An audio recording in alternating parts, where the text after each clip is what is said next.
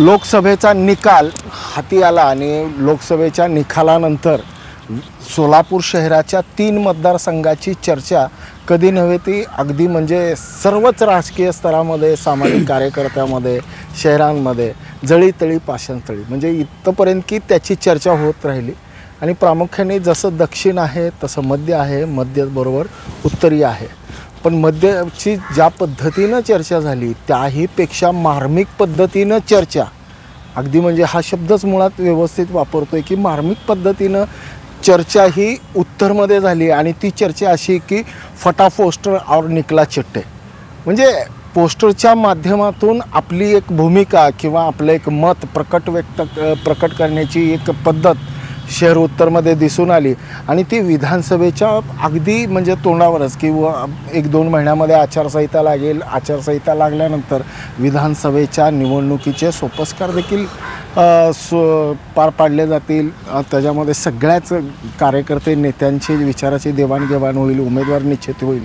या सगळ्यावर चर्चा करण्यासाठी आपल्यासोबत आज चन्वीर चिट्टे की मगा तो शब्द वापरला, जाणीवपूर्वक वापरला की फटा पोस्टर और निकला चिट्टे, नेमकं काय रहस्य आहे पोस्टरचं तेच आपण जाणून घेऊ. चिट्टे साहेब, खरंच शहर उत्तरच्या राजकारणामध्ये ह्या पोस्टरबाजीनं खूप मोठी चर्चा घडवून आणली.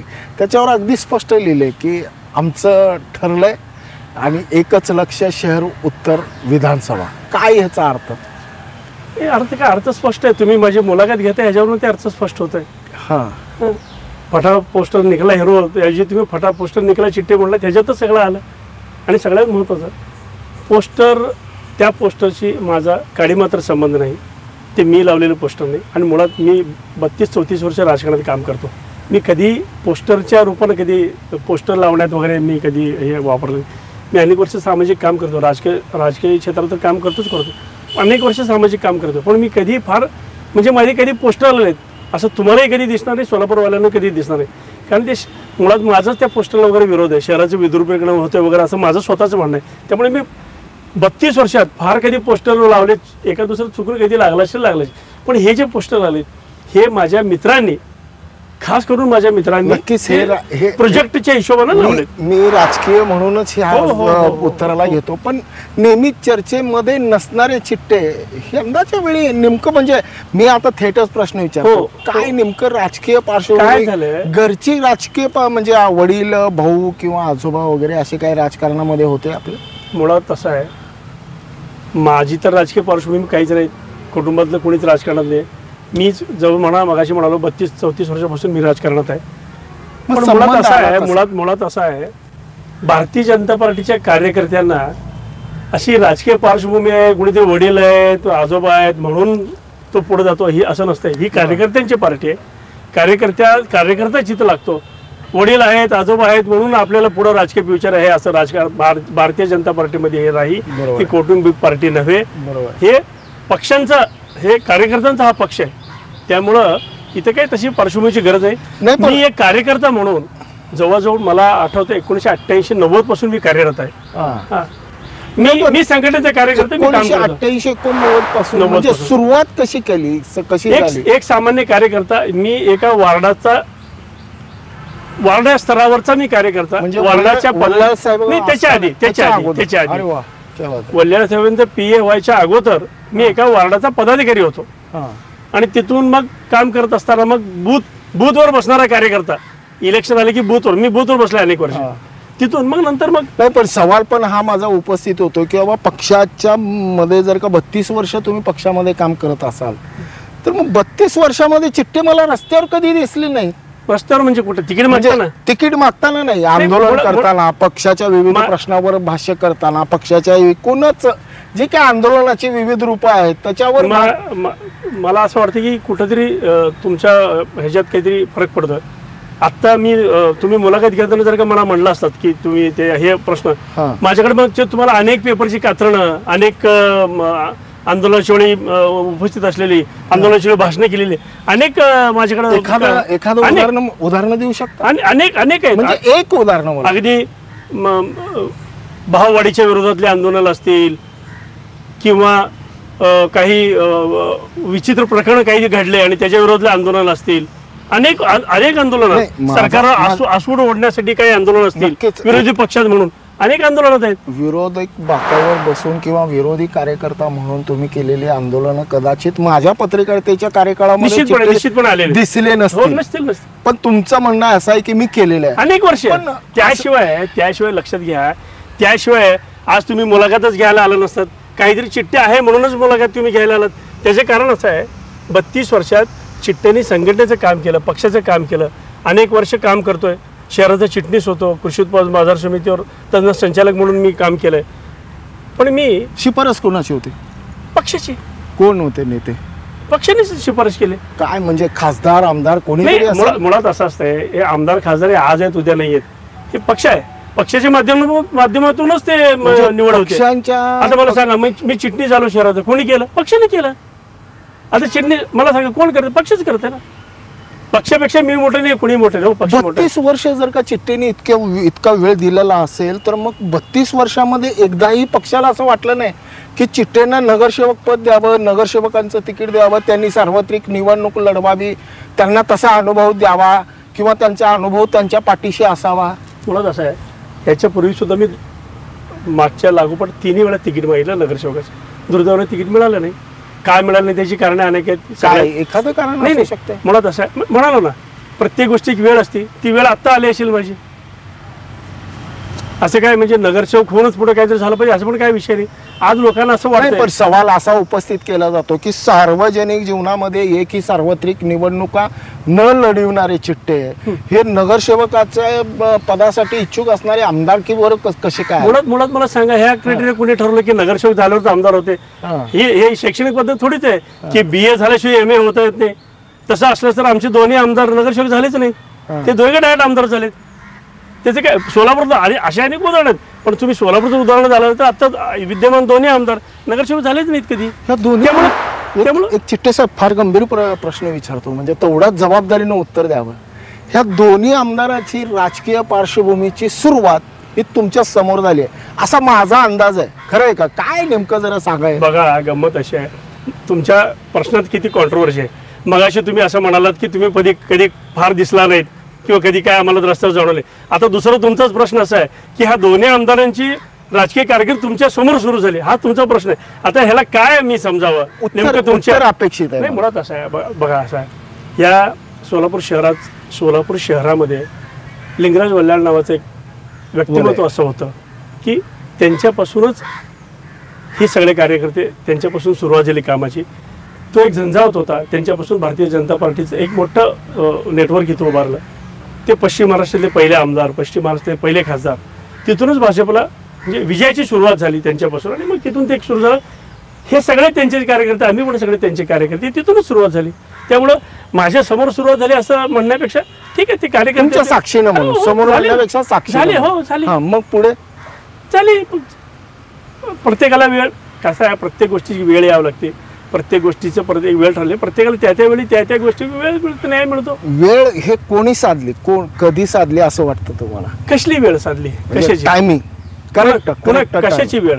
म्हणजे नेतृत्वाची. कुणाची? म्हणजे ह्या सोलापूर शहराच्या नेतृत्वाची टायमिंग.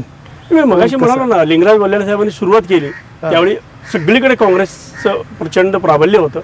पण वल्लाळ साहेबांनी सुरुवात केली, ते खासदारकीला उभारले, पडले आणि नंतर त्यावेळी शहर उत्तरला जास्त मतं होती. त्यामुळं शहर उत्तरच्या नंतर लगेच येणाऱ्या विधानसभेमध्ये त्यांना तिकीट मिळालं ना, तिथून सुरू झालं. आणि त्यांनी इतकं वाढवले ना, इतकी पार्टी वाढवली ना त्यांनी, अगदी पायाला भिंगरी लावून ते फिरत होते. आणि कार्यकर्त्यांकडे लक्ष द्यायचं. अजून सुद्धा त्या वल्लाळ साहेबांचं नाव निघते. त्यांच्याच मुशीतून आम्ही सगळे तयार झालेले कार्यकर्ते. एक असंही म्हटलं जातं की बाबा दरम्यानच्या काळामध्ये शेवटी वल्लाळ साहेबांच्या कारकिर्दीच्या शेवट टप्प्यामध्ये वरच्या म्हणजे वरिष्ठ नेत्यांचं आणि वल्लाळ साहेबांचं काही म्हणजे मतभेद झाले होते. नाही पक्ष लोकसभेनंतरच्या निकालानंतर मुळात असं असते, पक्षात हे सगळ्या गोष्टी होत असतात. एक कुटुंब असेल, आपण घरात 4 लोक असतो तर आपल्या एकमेकाशी पटत नाही. त्यांच्याही त्यावेळी तसं काहीतरी झालं असेल. असं म्हणजे ही पक्षामध्ये लोकशाही आहे, तेव्हा होती, आजही आहे. त्यामुळं ह्या सगळ्या गोष्टींना चालना मिळणं, काही गोष्टी मांडणं, हे सगळं सतत ही निरंतर प्रक्रिया आहे. ही त्यावेळी होती, आत्ताही आहे.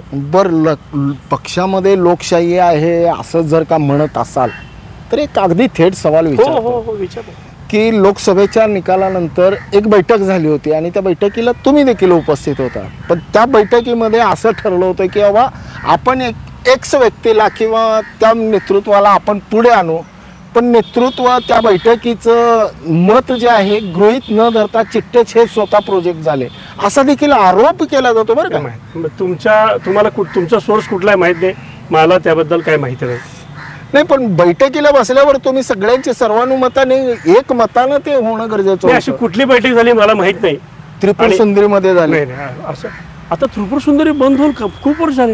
हे ऐश्वर्यामध्ये झाले, सॉरी माफ करा, ऐश्वर्यामध्ये असं झाले. कुठल्याही बैठकीला मी उपस्थित मी नाव सांगू शकतो, पण माध्यमामध्ये माझ्या सोर्सला ते अडचण करायचे नाही. मी स्पष्ट करतो, मी अशा कुठल्याही बैठकीला उपस्थित नव्हतो नाही. आणि समजा झालं असेल तरी काय, मी काय मगाशी म्हणालो, पक्षात लोकशाही आहे, अनेक बैठका असं होत असतात, काहीतरी झालं असेल की काय त्यात एवढं, असं काय त्याची चर्चा करण्यासारखं काय विषय नाही, होत असतं.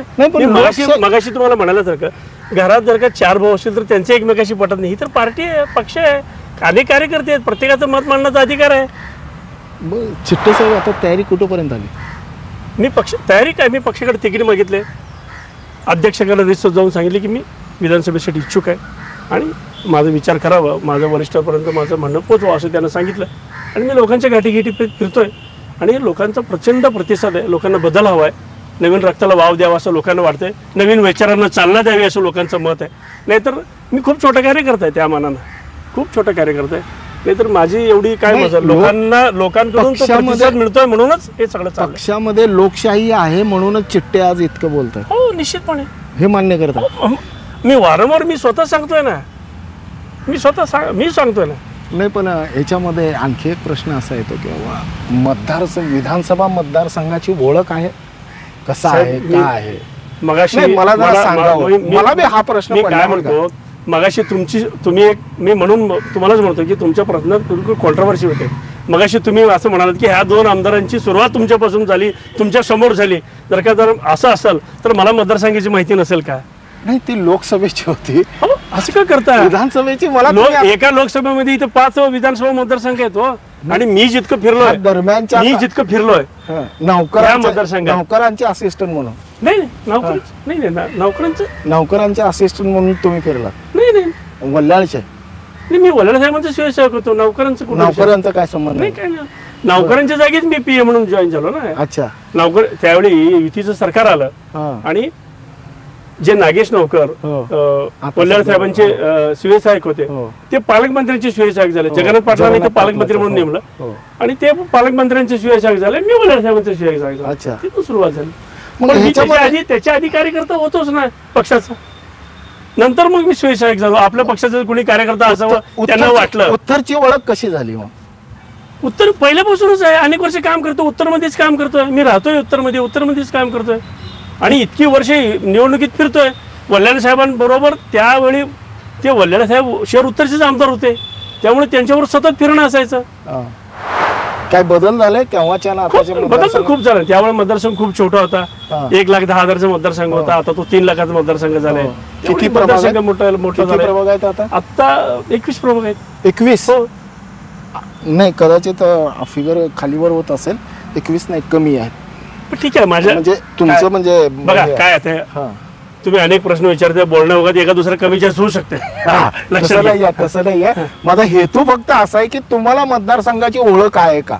आता तुम्ही मग म्हणाला सगळं तिकीट देताना पक्ष सगळं विचार करेल ना, याला मतदारसंघाचा ओळख आहे का नाही, ह्याला त्याच्यातली माहिती आहे का नाही, किंवा त्याला लोक ओळखतात का नाही, हे सगळं विचार करून. मला एक बोलत असताना तुम्ही म्हणालात की बदल अपेक्षित आहे लोकांना. असतो ना, निश्चितपणे बदल अपेक्षित लोकांना. मुळात हे चांगलं, हे निरंतर चालणारी प्रक्रिया आहे आणि बदल तर निसर्गाचा नियम आहे, सगळ्यांना बदल हवा असतो. तुम्ही हे पण म्हणालात की बाबा 91-92 असलेला मतदारसंघ आता तो 3 लाखाचा झालाय आणि त्या मतदारसंघामध्ये अनेक बदल झालाय, विकास झालाय तसा. असं आहे, आता ह्या विकासासंदर्भातल्या ज्या काही गोष्टी किंवा सगळ्यात त्या माध्यमासमोर मी आता नाही मांडू शकत. मी काय, मला जे काय सांगायचं मी पक्षासमोर सांगेन. काय पालट तर झालाय की नाही? मी काय म्हणालो, जे काय मला मांडायचं आहे, झालंय नाही झालंय, ह्या सगळ्या गोष्टी मी पक्षासमोर मांडेन. पण मी इतकं सांगू शकतो, मी आता इच्छुक आहे मतदारसंघात. निश्चितपणे आत्ता जे आहे यापेक्षा खूप चांगलं मी करू शकेन हा मला विश्वास आहे. काय म्हणतात? हो, म्हणजे इतक्या वर्षाचा अनुभव आहे, इतक्या वर्षाचे काम करतोय, अनेक वर्ष ब्युरोक्रेसी सोबत फिरतोय, कार्यकर्त्यांसोबत फिरतोय, नेमकं काय केलं पाहिजे काय नाही याची जाणीव आहे आणि निश्चितपणे खूप चांगलं काम मी करू शकतो याची मला खात्री आहे. जेव्हा चिट्टे बोलतात तेव्हा चिट्टेना कोण सल्लागार आहे की चिट्टे हे आत्मविश्वासानंच बोलतात? नाही, तुम्ही सगळे मित्रमंडळी म्हणजे आपले एक सल्लागारच की, तुम्ही पण माझा सल्लागारच आहे. अनेक वेळा तुम्ही मला स्वतः फोन करून सांगत असता, अनेक वेळा भेटल्यावर तुम्ही सांगता हे करा ते करा, तुम्ही सल्लागारच आहे. जे कोणी ह्या रस्त्यात जे कोणी भेटतील, जे कोणी माझाच प्रश्न मलाच टाकला तुम्ही. नाही असं नाही, असं मुळात लक्षात ठेवून घ्या. आपण रस्त्याने जात असताना अनेक लोक अनेक गोष्टी सांगतात, ते सगळं आत्मसात करायचं, जे आपल्याला हवं आहे ते घ्यायचं आणि ते लोक ते सोडून द्यायचं. म्हणजे राजवंशी पद्धतीने चाललं म्हणजे दूध तेवढं मुळात असं आहे. मी खूप छोटा कार्यकर्ता आहे आणि मी मगाशी तुम्हाला म्हणाल्यासारखं तुम्ही शब्दप्रभ आहे, तुमचे एवढे शब्द माझ्याकडे नाही आहेत आणि असा मुलाखती देणारा पण मी कार्यकर्ता नाही, त्यामुळे बोलण्याच्या मला माहित आहे बोलण्याच्या वगैरे काही चुकू शकते. पहिल्यांदाच इतक्या उघडपणे माध्यमासमोर बोलतात हे याची जाणीव मला आहे, म्हणून मी संपूर्ण जबाबदारीनंच मी प्रश्न विचारतोय. आणि तुम्ही एक प्रश्न माझा आत्ता की तुम्हीच मला सल्ला दिला म्हणजे माझाच बॉल मलाच टाकला तुम्ही. नाही बरं, तुम्ही देता ना, नाही देत का? तुम्ही नाही दिला का? बरं तुम्ही कॅमेरा समोर सांगा तुम्ही मला कधी सल्ला दिला नाही म्हणा, मी माझे शब्द मागे घेतो. बरोबर, ठीक आहे, काय हरकत नाही. माझे मित्र सहकारी म्हणून मी एखाद दुसरा सल्ला दिला असेल, पण माझा प्रश्न तसा राहिलाच की खरंच सल्ला देणारे कोण आहेत का त्याचे? नाही, कशासाठी पण सल्ला? कशासाठी म्हणजे कुठल्या कामासाठी सल्ला म्हणता तुम्ही? राजकारण करायचं आहे, डावपेच करायचं आहे. ते पण मी ऑलरेडी 32 वर्ष काम करतोय. मी अनेकांना सल्ला पडतं असं वाटत. कमी पडलं तर घेऊ सल्ला तुमच्यासारख्याच, जिथं कमी पडतो तिथे घेऊ सल्ला. उलट मी तर असं अनेक वर्ष काम करताना म्हणतो जिथं कमी तिथं आम्ही. असंही म्हणतात की बाबा चिट्टीने आम्हाला बैठकीमध्ये शब्द दिला होता, पण अचानकच जाऊन स्वतः प्रोजेक्ट झाले, त्यामुळे आता आम्ही चिट्टेपासून लांब आहे असंही बोलतात. नाही, मुळात मी मगाशी तुम्हाला म्हणल्यासारखं ते तुम्ही कुठल्या बैठकीत मला सांगता माहित नाही, आणि समजा जे कोणी म्हणाले असतील हा प्रश्न तुम्ही त्यांनाच विचारू शकता, त्याचं उत्तर मी कसं देऊ शकतो? नाही, घाई गडबडीमध्ये काही गोष्टी होतात म्हणून म्हटलं. झाले असेल तर त्याला दुरुस्त करता येईल ना. आता मी घाई गडबडीत बोला का त्यात मी मगाशी म्हणालो ना, काही वेळा माझं काहीतरी चुकू शकते, त्यात असं होऊ शकते घाई गडबडीत. असं आहे, अजाणतेपणे झालेली चूक आणि जाणून बुजवलेली चूक ह्याच्यात फरक आहे ना. क्या बात आहे, क्या बात आहे. म्हणजे तुमचा हा निश्चय अगदी म्हणजे तुम्ही आता एवढी मानसिकता पक्की झाली आहे की बाबा येणारी विधानसभा हे तुम्हाला करायचीच आहे. पक्षाकडे तिकीट मागितलं, करायची म्हणजे काय? पक्षाकडे तिकीट मागितलं, एक आपण असं एक करते समजते कमाल आणि किमान जसं वातावरणामध्ये वातावरण सांगितलं जातं तशाच अर्थी एक प्रश्न विचारतो. पक्षाने जर का नकार दिला तर तुमची भूमिका काय असेल? मुळात असं आहे, ही एवढं सोपी गोष्ट नाही आहे. मी जे मागतोय किंवा जे करतोय ही सोपी गोष्ट नाही याची मलाही जाणीव आहे. प्रचंड अवघड आहे, पण अशक्य नाही. म्हणूनच मी प्रश्न विचारतोय की ह्याची जाणीव तुम्हाला जशी आहे तशी मलाही आहे की याला ताकद जास्त लागते. ती ताकद येते कुठून? पक्ष, कार्यकर्ते. प्रचंड मोठा पक्ष आहे, प्रचंड कार्यकर्ते आहेत. नाही, पक्ष काही नसताना आम्ही इथं यश मिळवलं. हो, आता तर सगळं आहे. हे कार्यकर्ते हेच माझं बळ, हेच माझं यश आहे. पक्ष प्रश्न असा आहे की महाराष्ट्राच्या राजकारणामध्ये खूप आता खालीवर म्हणजे खलबते होत आहेत, अनेक आंदोलन आहेत, अनेक समाजाच्या प्रश्नाचे उकल व्हायचे. महायुतीच्या सरकारमध्ये अनेक म्हणजे आरोप प्रत्यारोप हे चालू आहेत. महाविकास आघाडी नव्या जोमाने प्रयत्न करते. या सगळ्या गोंधळामध्ये महायुतीच्या 3 घटक पक्ष म्हणजे भाजप आणि शिवसेना आणि दादांचे राष्ट्रवादी ह्यांचे तिकटाची म्हणजे की वाटाघाटी आहेत. ह्या सगळ्यामध्ये एक गोष्ट प्रकर्षाने दिसून येते की बाबा भाजपाला ह्यावेळेस आता कुठला प्रयोग करायचा नाही, तरी देखील म्हणताय की पक्षावर माझा विश्वास आहे. काय पक्षावर विश्वास आहे म्हणून सांगतो ना. प्रयोग काय प्रयोग असते? मी मगाशी जसं म्हणालो, बदल हा निसर्गाचा नियम आहे, चालत राहणार आहे. बदल इतक्या म्हणजे कठीण अवस्थेमध्ये शक्य आहे का? आम्ही पण असं भाजपला साधं काहीच करत नाही. जे करतो ते सगळं कठीणच करत असतो. लक्षात घ्या तुम्ही, साधी गोष्ट करायचंच नाही. भाजपला सवयच नाही काही साधं करायचं. समुद्राच्या कडेला बसलं तर झिंगा मारायचा नाही, मारला तर देव असाच मारायचा. नाही, मी शाकाहारी माणूस आहे, मी मासे वगैरे मारत नाही, त्यामुळे मी ते सांगणार नाही. पण असं आहे, तुम्ही लक्षात घ्या, पक्षाची ताकद इतकी मोठी आहे, पक्ष इतके खंबीरपणे बोलण्याचा हेतू असा की प्रत्येक पक्ष इतका मोठा विषयाचा प्रयोग करेल का? नाही, प्रत्येक निवडणुकीत विषय वेगळे असतात, प्रत्येक निवडणुकीची परिस्थिती वेगळी असते.